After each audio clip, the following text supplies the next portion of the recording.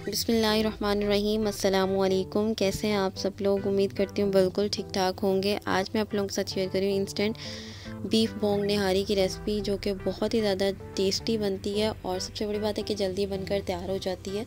तो इससे पहले मैं आप लोगों के साथ वो बीफ बोंग निहारी की रेसिपी शेयर कर चुकी हूँ, वो भी बहुत ही ज़्यादा कमाल की बनी थी, सबने बहुत पसंद की थी, तो आप उसको विज़िट कर सकते हैं। तो आइए इस रेसिपी को स्टार्ट करते हैं, जिसके लिए यहाँ पर मैंने 4 प्याज ले लिया, उसको ब्रेक स्लाइसेस में कट कर लिया है और आधा कप ऑयल डाल के हम प्याज को लाइट गोल्डन ब्राउन कर लेंगे।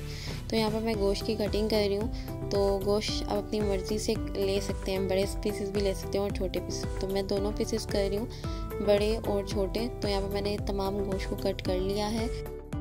तो यहाँ पर मैं बना रही हूँ प्रेशर कुकर में, आप चाहें तो कढ़ाई में भी बना सकते हैं। तो इसमें वो शामिल कर देंगे प्रेशर कुकर में ऑयल, जिस ऑयल में हमने प्याज को फ्राई किया था।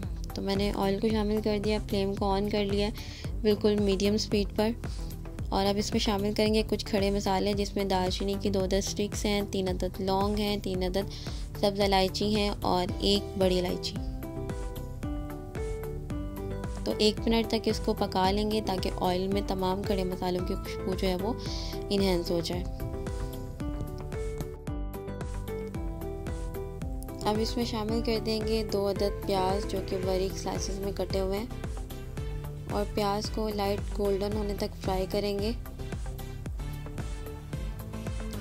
ये आपके ऊपर है, अगर आप डार्क कलर रखना चाहते हैं तो आप प्याज को ज़्यादा फ्राई कर सकते हैं, अगर आप निहारी का कलर लाइट रखना चाहते हैं तो आप प्याज को लाइट फ्राई कर सकते हैं। तो मुझे थोड़ा डार्क चाहिए था, तो इसलिए मैंने थोड़े से प्याज जो है वो डार्क ब्राउन कर लिया। तो यहाँ पर प्याज ब्राउन हो गया। अब यहाँ पर मैंने चूल्हे को बंद कर दिया है ताकि प्याज जो है वो और ज़्यादा ब्राउन ना हो जाए। तो इसमें हम शामिल कर देंगे बीफ को। तो बीफ अच्छे से वॉश कर लिया है मैंने, एक अच्छा गोश्त शामिल कर रही हूँ इस टाइम पर, और बस इसे अच्छे से मिक्स करना है। और अब मैं इसका फ्लेम ऑन कर दूंगी और इसकी हमने भुनाई करनी है। अगर हम गरम तेल में चिकन या फिर बीफ या फिर मटन ऐड करते हैं तो वो फिर जो होता है वो बर्तन के साथ चिपक जाता है, तो इसलिए फ्लेम को ऑफ़ कर लिया करें, तो इससे ये होता है कि चिपकता नहीं है। तो बस अब आप फ्लेम को ऑन कर लें, मीडियम फ्लेम पर ही हमने इसको कुक करना है। तो यहाँ पर मैंने इन सबको अच्छे से मिक्स कर लिया है। अब इसमें शामिल कर देंगे 1 खाने का चम्मच लहसुन का पेस्ट और 1 खाने का चम्मच अदरक का पेस्ट। अब इसमें स्पाइसेस शामिल करेंगे, जिसमें हल्दी 1 चाय का चम्मच, सुर्ख मिर्च 1 चाय का चम्मच और नमक हस्बे जायका, और यहाँ पर मैं आधा चाय का चम्मच इस्तेमाल कर रही हूँ।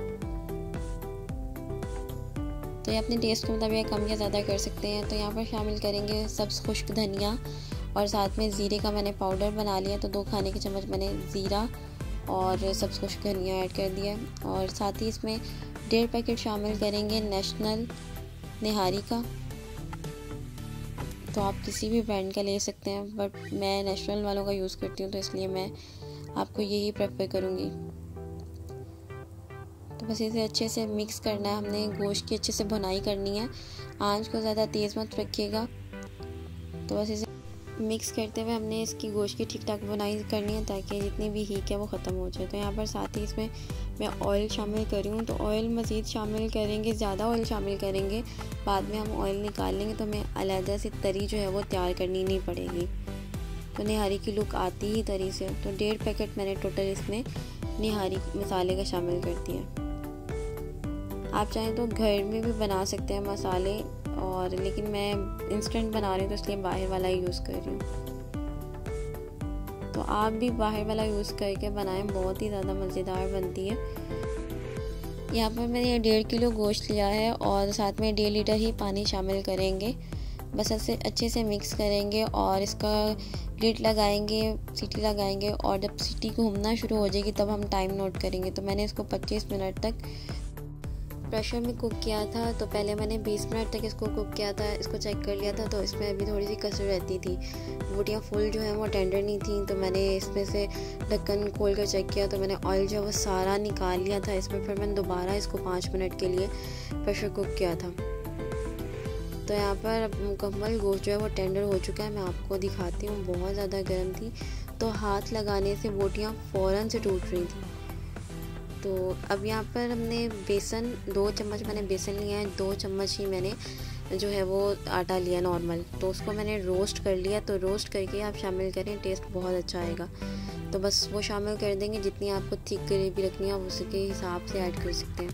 तो यहाँ पर मैंने 2 चम्मच बेसन ऐड किया है, 2 चम्मच मैंने इसमें आटा ऐड किया नॉर्मल।